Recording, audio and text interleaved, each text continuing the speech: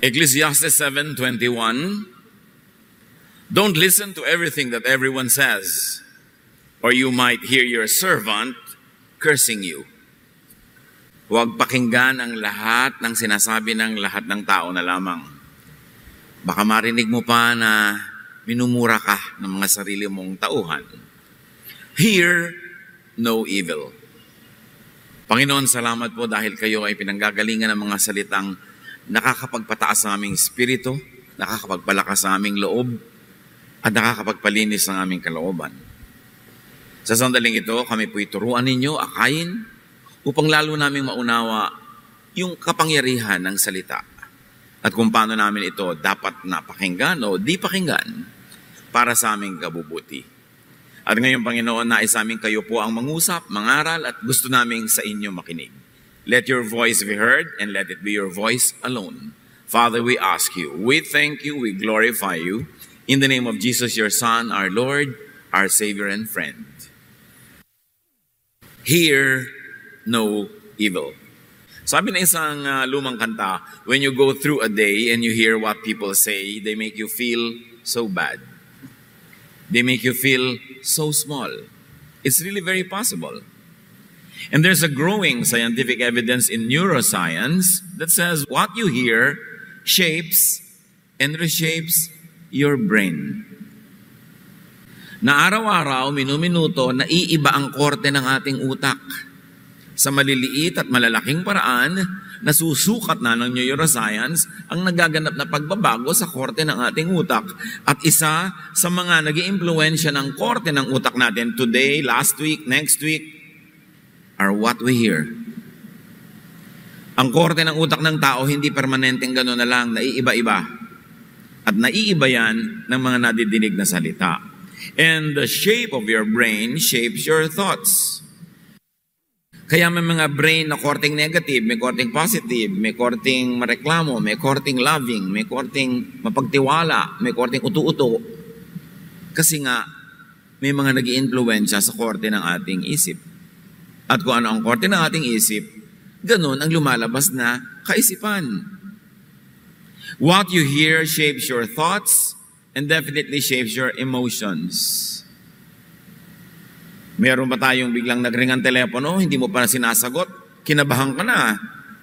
Kasi iniisip mo, 2:00 ng umaga, may tatawag, syempre, bad news yun. So, ninenervyos ka na. Lalo na kung narinig mo na. Tapos, pagkaangat mo ng telepono, sabi ka, patay na si nanay. Ganon. Biglang na ibang emotion mo dahil sa nadinig mo. Meron naman na pagod ka. Biglang may nag-text sa'yo, although hindi nadinig ng tenga, pero nadinig ng puso dahil nabasa, sabi, miss ya. Sumaya ka bigla.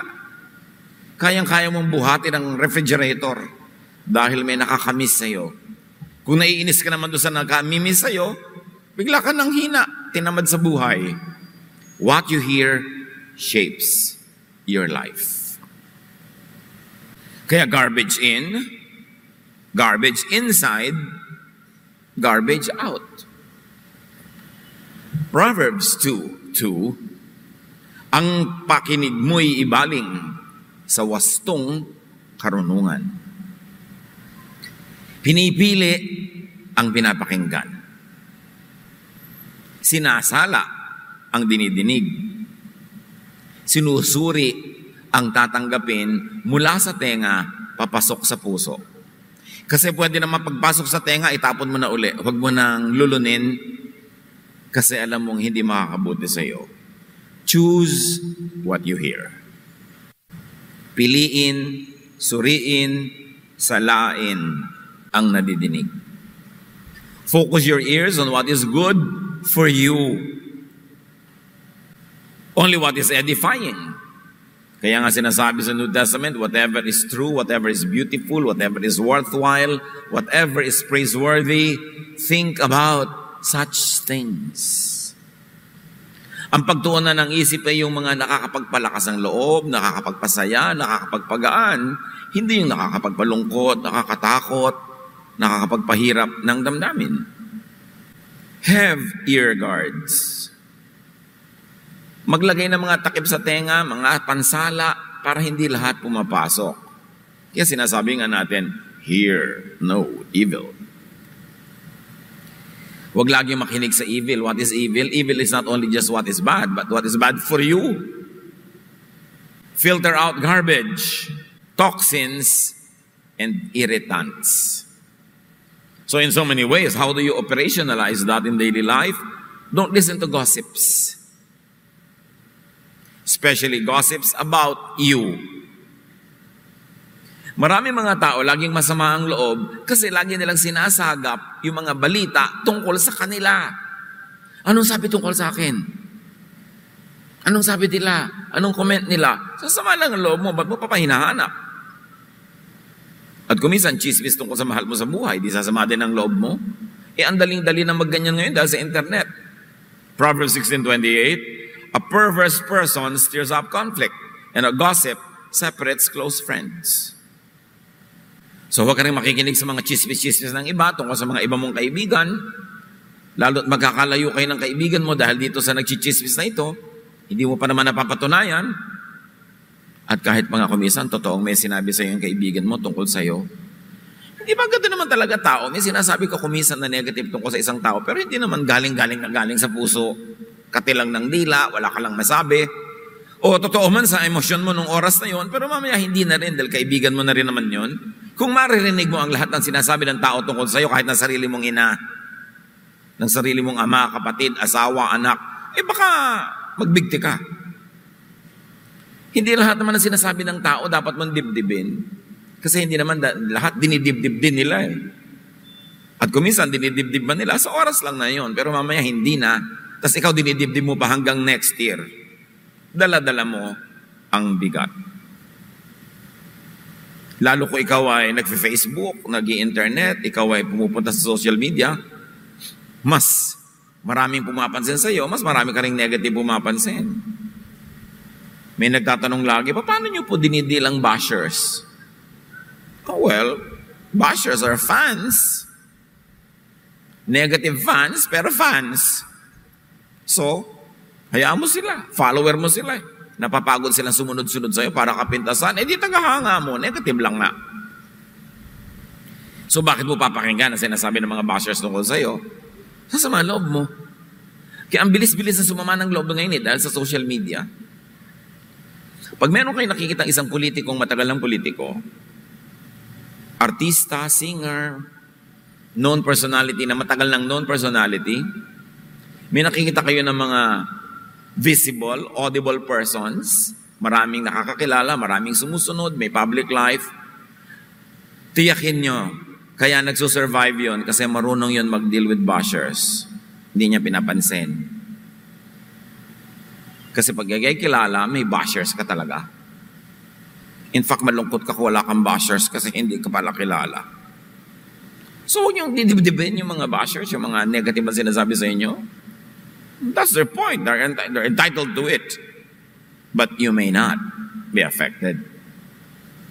Proverbs 20:19. Ang lihim ay nahahayag dahil sa mga chismis. Kaya huwag kang makisama sa taong makati ang dila. Huwag kang kwento ng kwento sa mga chismoso, kasi ikaw nang ichichismis nun later. Ngayon, yung chismoso, hindi na lang laging tao. Internet na nga yun eh. Social media na nga yun, ang bilis-bilis. Kaya kung sasali ka dyan, huwag mong dibdibin ang lahat ng nadidinig mo para hindi ka magiba. Don't listen to ranters, to complainers, to naggers. Kasi parang anay ang naging nginangat-ngat ka. Mamaya, nasaktan ka na, nasugatan ka na, naubos ka na. Kaya sabi nga ng kasulatan, it's better to stay in the desert than to be in the house with a nagging wife or a nagging husband. Kasi lagi ka na lamang maiirita. Kaya huwag kayo lagi nakikinig sa mga mareklamo. Kung minsan sa office, may office mate kayo na walang ginawa kundi magreklamo, iwasan nyo na pag coffee break. Ngayon, kung kayo na iniiwasan, alam nyo, ay ako siguro yung reklamador. Huwag kayong laging nag-entertain ng mga taong may reklamo, may sumbong, may galit.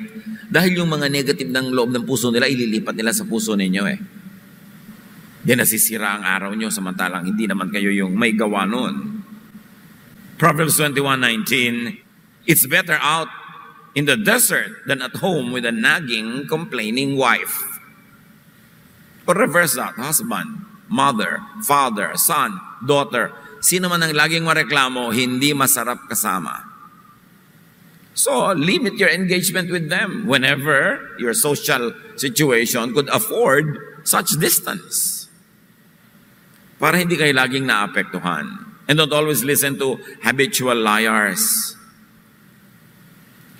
Mga sinungaling. Pag may kaibigan kayo, kakilala, na nakikita nyo nagsisinungaling sa iba, hindi inililihim sa inyong nagsisinungaling sila, gusto nyo ba silang laging kasama? Kasi pwede rin kayo naman ang pagsinungalingan. Proverbs 12:22, the Lord hates every liar. So hindi ka rin dapat masyadong nakikichami-chami, nakikibarkada sa mga alam mo manambobola sa iba, kasi ikaw din bobolahin nun. Bakit naman hindi ka bobolahin kung ugali niyang mambola? Don't listen to sweet talkers. Magkamag-anak yung dalawa. Yung laging nang uuto. Alam na alam mong merong niloloko siya sa kanyang mga magagandang salita. Proverbs 29:5, those who flatter their neighbors are spreading nets for their feet. Obserbahan nyo mga kilala nyo, kaibigan nyo, kamag-anak nyo, na pag may inuuto sila, binobola, pinapasaya sa magagandang salita, may kasunod yon. Meron silang uutangin, hihingin, kailangan. Kaya kayo din, pag pinagbobobola, resist the temptation to digest the bola. Ihanda nyo ang inyong sarili dahil meron siyang balak sa inyo. Sabi ni Balagtas, kapag ang isalubong sa iyong pagdating ay masayang mukha at may pakitang giliw, lalo mong ikahanda ang iyong gagamitin pagkat ay kaaway na lihim. Pag sobrang laging masaya, laging may sinasabi, ang ganda ng buhok mo, ang ganda ng damit mo, pero alam na alam mo namang mamangit-mangit yung buhok mo. Yung naku, ang talino ng anak mo, ang ganda ng bahay mo, wala nagluwa kundi purihin ka, mangungutang yun. O may hihingin, o may kailangan sa'yo. O may ikinukubling panlilin lang na ang pangtago niya, bola. Proverbs 26:28, a flattering mouth works ruin. Huwag kayong magbukas ng tainga sa mga bolero at bolera. Wala kayong mapapala. And don't listen to malicious talk. Yung mga kasama nyo, kaibigan nyo, kausap nyo, laging may sinasabing mali tungkol sa kapwa, masama, nakakasirang puri, mga nakakapagpababa ng pagkatao ng mga pinag-uusapan. Huwag kayong nagpapapakinig sa mga ganyan. Maapektuhan kayo at maiiba ang korte na inyong utak. Mamaya kayo rin, ganun na. Ephesians 4:31, get rid of all slander along with every form of malice. Alam niyo yung mga malisyoso, kayang-kaya nilang papangitin ang maganda, kayang-kaya nilang pagandahin ang pangit, kasi malisyoso nga sila. Sometimes you see that in major newspapers. Maganda na dapat yung news, ang pangit pa ng paglalagay nila ng words. Kasi sa mga tamad na magbabasa ng detail ng news, ang matatandaan lang nila yung headline, iniisip nila, pangit pa rin. Isa lamang na headline Nakalagay ba naman, the Philippines may lose perks with the European Union. Mawawala daw yung ating mga trade benefits with the European Union. Yung pala, pag binasa mo yung news, kasi umasenso na ang Pilipinas, hindi na tayo ikinoconsider na pobre, so hindi na tayo isasama sa mga binibigyan lang limos.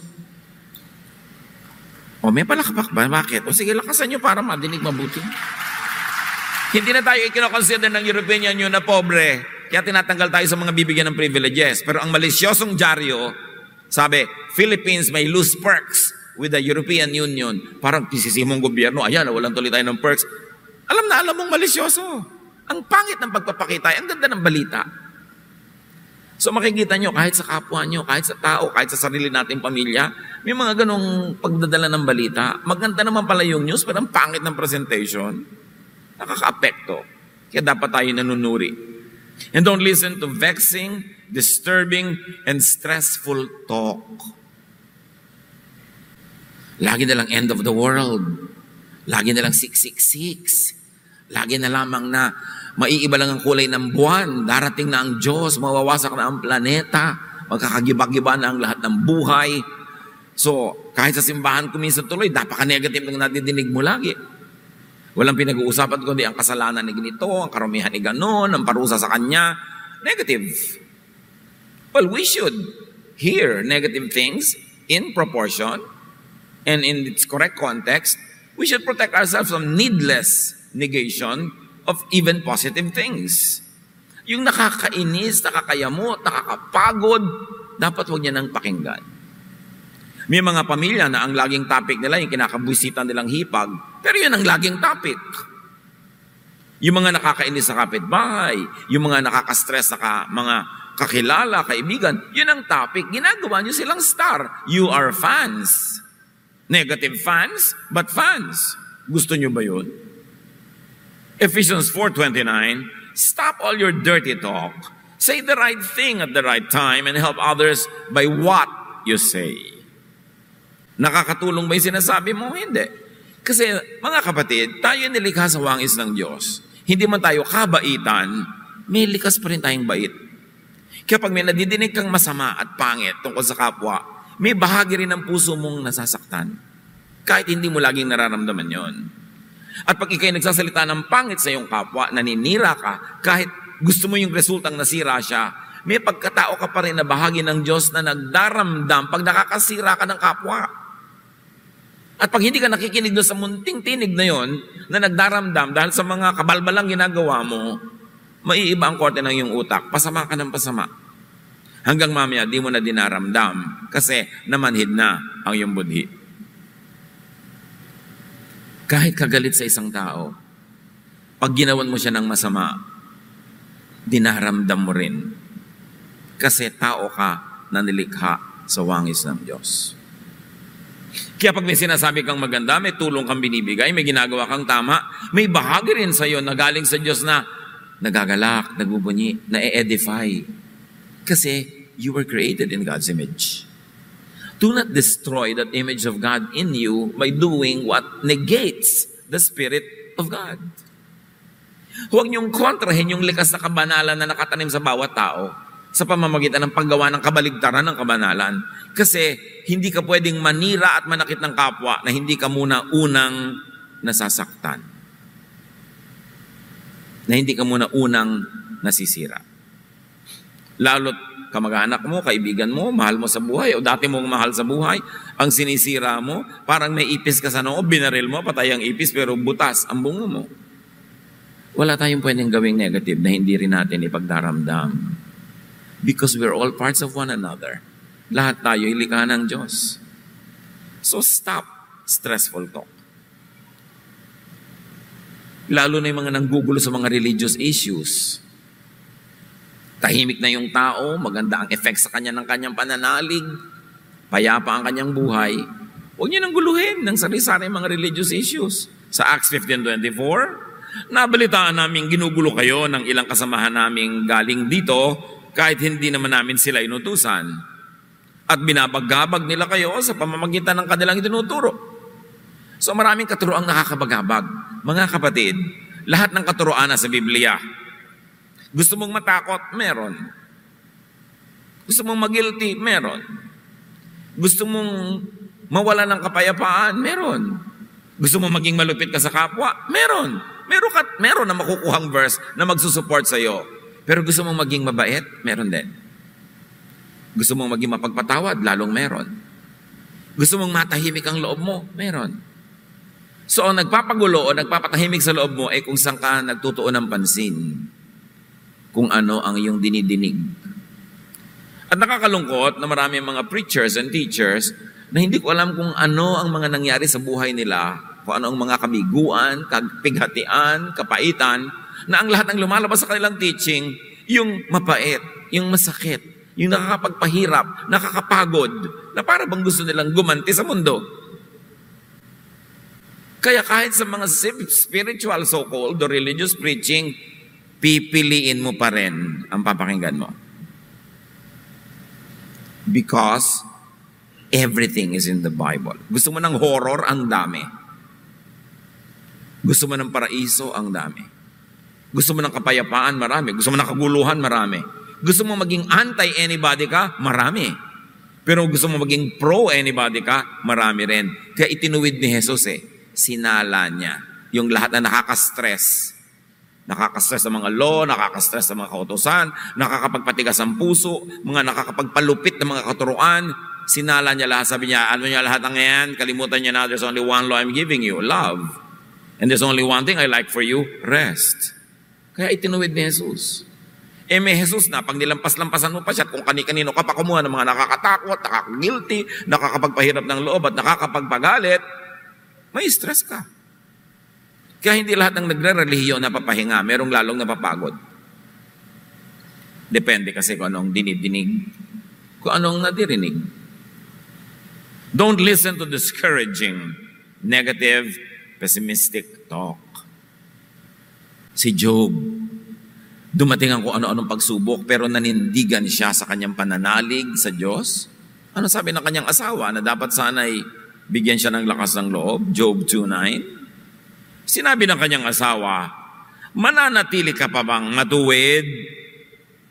Sumpain mo ang Diyos at nang mamatay ka na. Asawa yun Biro niya, tinanggal ni Satanas ang kayamanan ni Job, ang kanyang kalusugan, at kinuha ang lahat ng mga anak niya, mga manugang at apo, namatay lahat. Isa lang ang itinira, yung asawa. Kakampi pala ni Satanas yung asawa, kaya itinira. Sabi niya, pahuli-huli ka pa, praise the Lord ka pa, ganito na yung buhay natin. Sumpahin mo na nga ang Diyos at please lang, mamatay ka na. Kung mamamatay ka bukas, bakit di na lang ngayon? Itinira. So, huwag makinig sa mga ganyan. Huwag sumagap ng mga nega sa buhay. Luke 10:40-42, medyo mild ito pero nega din. Si Jesus nagtuturo sa bahay ni Martha at Mary na magkapatid. Alam natin ang kwentong ito. Si Mary nakinig doon sa kay Jesus, sa paanan niya, nakaupo sa sahig at nakikinig kay Jesus kasama ng mga lalaki, mga disciples. Siyempre, ang mga role ng babae nung pangkusina. Si Martha naman ay abalang-abala sa paghahanda. Kaya't lumapit siya kay Jesus at nagsabi, Panginoon, baliwala po ba sa inyo na pinababayaan ako ng kapatid kong maghanda ng nag-iisa kasi gumagawa siya ng merienda? Sabihin nga po ninyong tulungan naman ako. Ngunit sinabi ng Panginoon sa kanya, Martha, nababalisa ka at abalang-abala sa maraming bagay. Ngunit iisa lamang ang kailangan. Pinili ni Maria ang mabuti at ito'y hindi aalisin sa kanya. Kung kayo may pinipili na mabuti, alam nyo, sa inyong heart of hearts, alam nyo mabuti, tapos may kumukontra sa inyo, huwag kayong makinig. Huwag kayong padala. Huwag kayong makinig sa mga kontra, sa mga may ibang iniisip. Kasi may isip kayo, may isip sila. Alangan ba yung iniisip nila, ang paandarin nyo sa buhay nyo.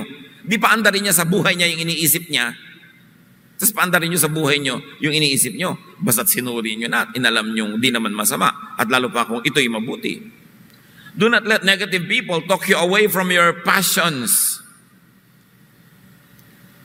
Meron kang gustong-gustong gawin, pinapangarap mo, laman ng puso mo, tapos kakausapin ka na iba para wag. So, kung ayaw mo, di wag mong gawin sa buhay mo, pero bakit mo pinipilit sa akin buhay yung gusto mo sa buhay mo? Huwag kayong magpapadiscourage sa ganyan. May mga panahon na naninindigan ka para sa iyong passions, sa mga bagay na tunay na mahalaga sa iyo, sa mga bagay na pinapahalagahan mo. Proverbs 4:23, carefully guard your thoughts, because what you hear shapes your thoughts.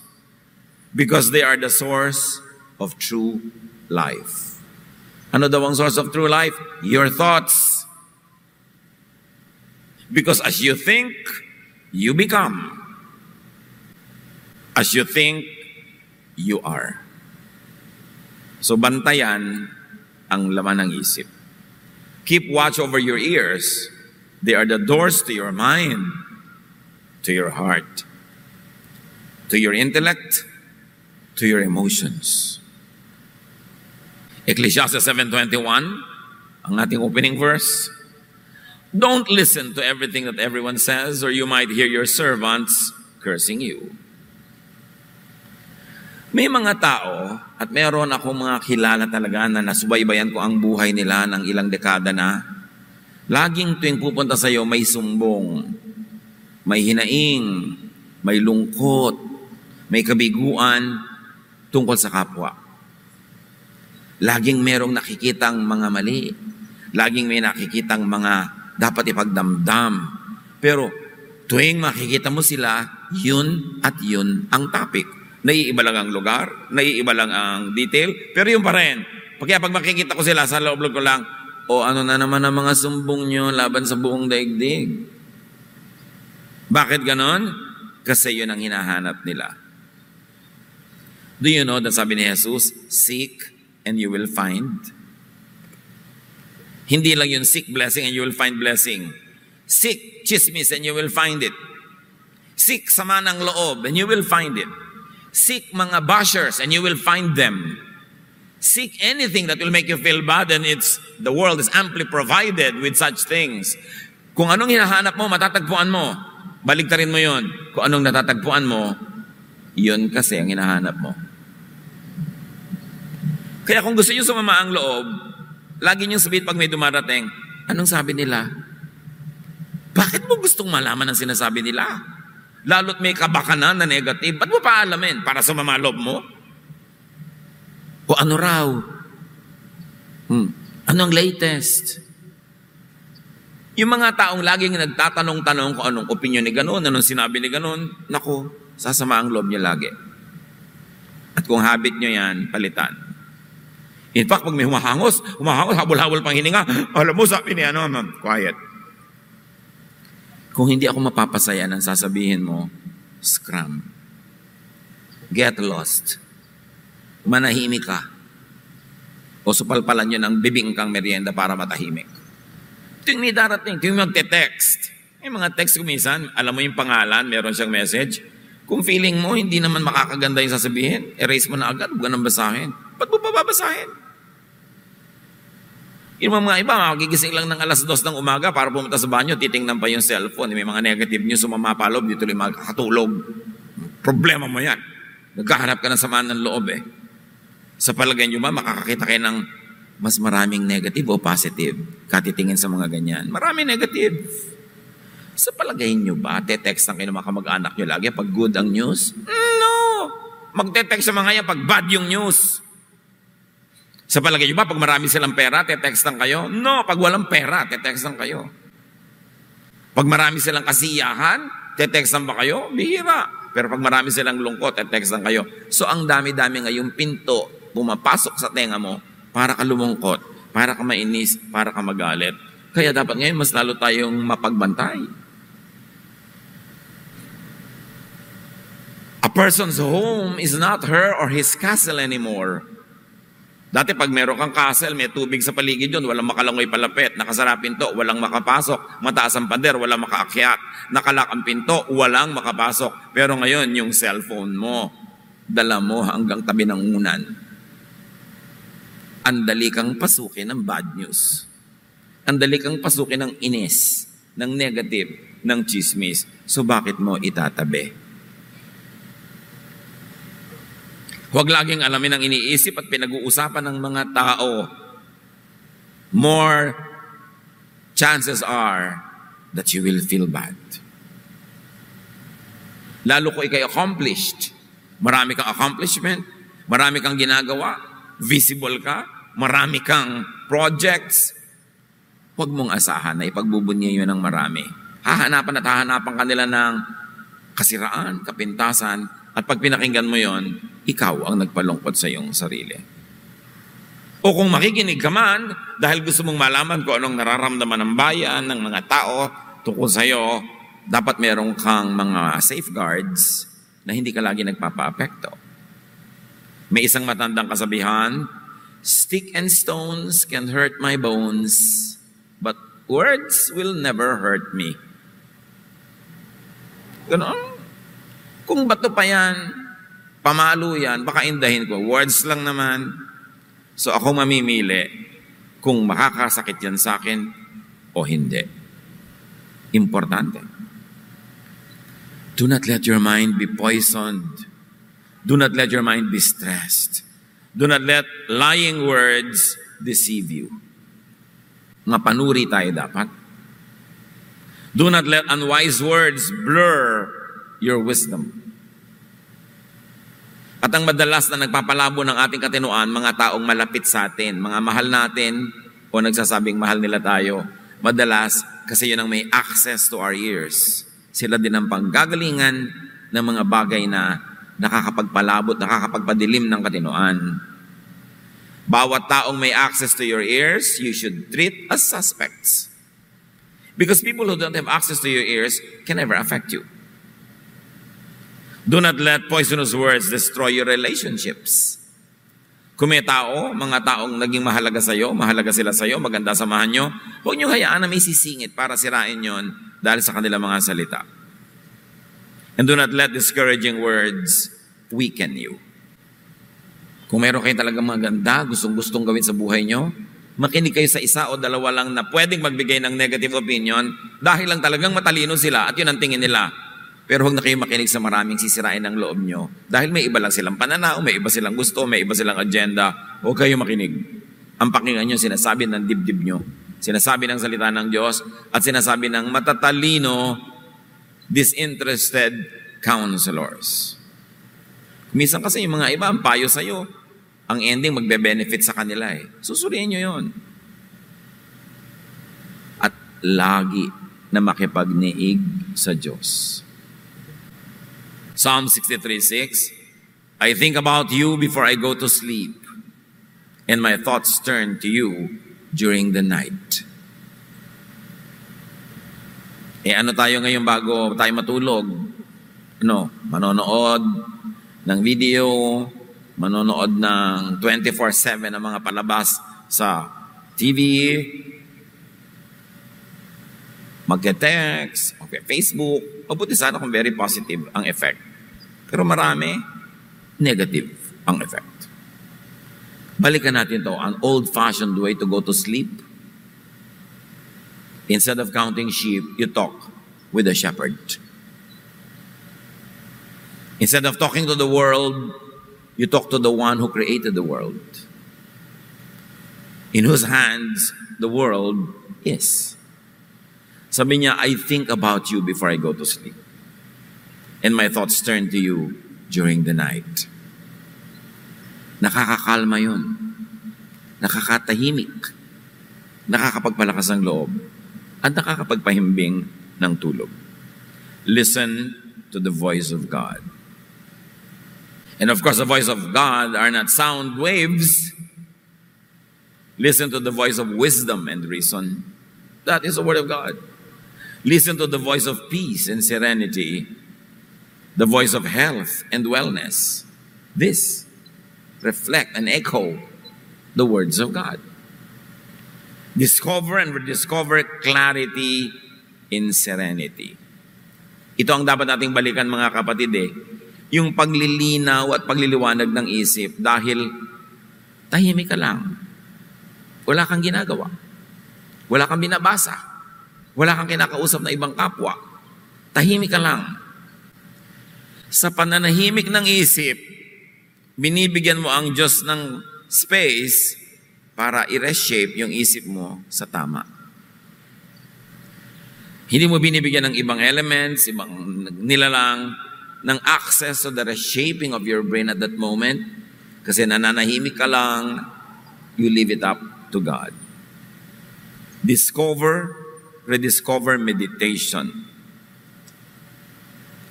Ang dapat nating balikan, mga kapatid, yung pagninilay-nilay. Pag-iisip-isip. O walang iniisip. Sa kawalan ng iyong iniisip, hinahayaan mo yung isip mo na nilikha ng Diyos sa pumunta sa direksyon na gusto ng Diyos na puntahan niya. Without interruption from you. Nung araw, ang mga sinaunang bahay, dito man sa Maynila, may mga balkonahe. Sa mga probinsya, may mga balkonahe. At usually, mga balkonahe na yan, 3 side, walang dingding. Kaya lahat ng hangin, lahat ng crosswind dumadaan sa balkonahe. Ang ganda-gandang lugar para mamahinga. At sa mga balkonahe na yan, may mga silyon o tomba-tomba. At makikita mo doon ang mga lolo at lola nakaupo, uugoy-ugoy. Pagninilay-nilay. Because this repetitious movement, sa duyan, sa silyon, sa rocking chair, it creates a certain vibration in the mind that makes you transcendent of your immediate surrounding. And you're able to subscribe to a higher consciousness wherein the Spirit of the Lord can talk to you. Kaya kahit sa mga matatandang mga kultura ng mga tribo sa Pilipinas, ang kanilang mga spiritual leaders, lagi nakaupo sa duyan, uugoy-ugoy. At maraming mga relaxation techniques na uugoy-ugoy din. Tapos yung mga evangelical Christian, takot na takot, makakapasok ka naman sa mga espiritu. Hindi mo na kailangan, nakatira na sa'yo.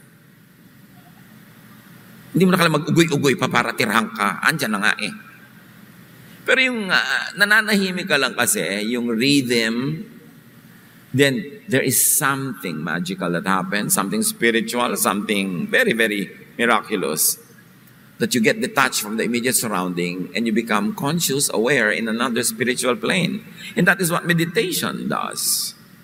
Kaya si Jesus ang lagi niyang ina-encourage, when you pray, go into your room, close the door, pray to your Father in secret. And the Father who sees you in secret will reward you. Why? Because in private prayer, walang agenda, walang nakalista. Ito mga ipagpe-pray natin, ito mga dapat natin gawin. Walang nagli-lead, no? Kung minsan naiinis ka doon sa boses nung nagli-lead, o kaya sa kanya repetition, wala nang tigil, ang haba-haba. Hindi ka na talaga nabibless kung minsan. Nabibless ka rin naman, madalas. Pero yung may mga iba kang kasama, may entry point ang irritation. May entry point yung vexation and disturbance. Pero kung kayo lang ng Diyos na nag-iisa, mapag-isa ka kasama ng Diyos, ang laki ng posibilidad na talagang makanig mo siya. While we love being at groups, praying together, but we love gathering prayer fellowships, you should never neglect private prayer.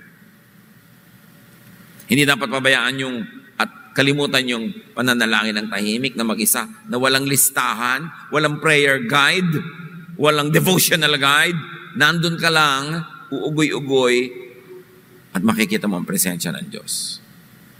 So discover and rediscover the spirituality of reflection, of meditation, without agenda.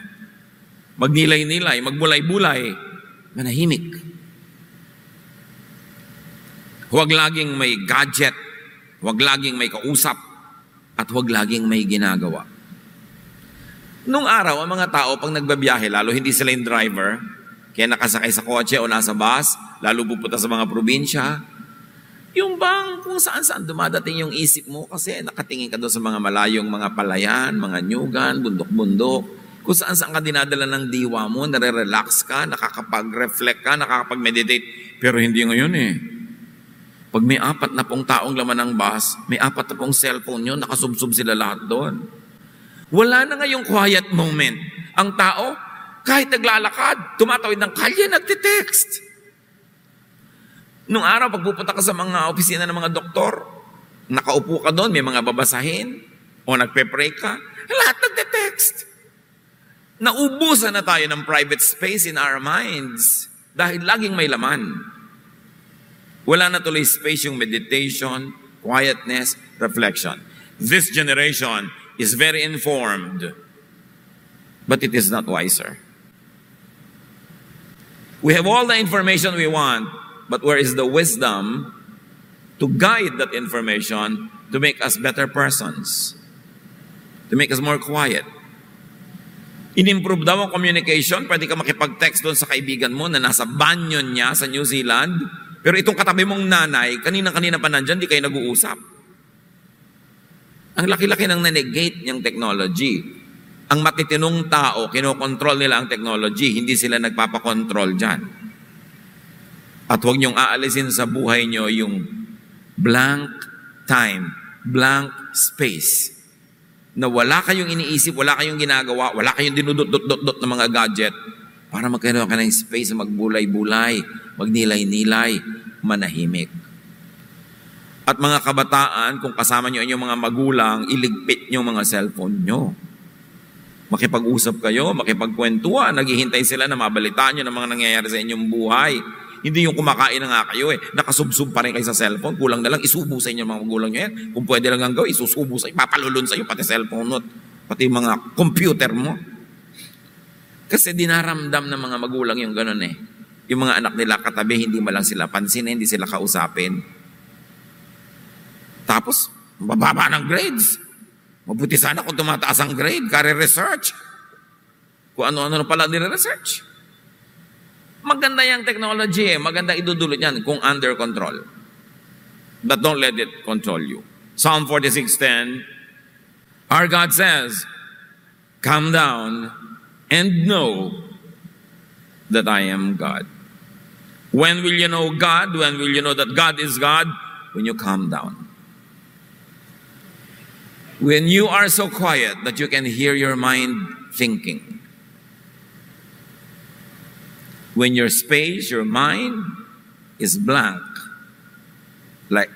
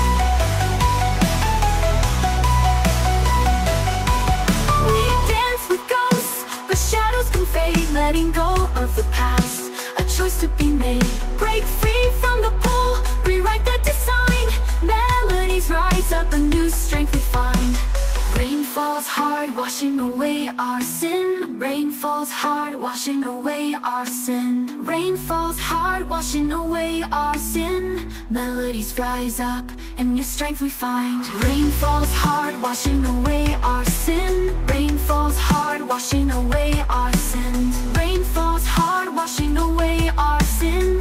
Melodies rise up, and new strength we find. Heartbeat, a rhythm, a steady refrain, breaking the silence, washing away the rain. Hope ignites a spark, a fire in our eyes. Together we'll rise under brighter skies. We dance with ghost shadows beneath neon, anchored to the past, future already gone. Can't escape the pull, dark thoughts intertwined. Melodies fade out in the silence we find.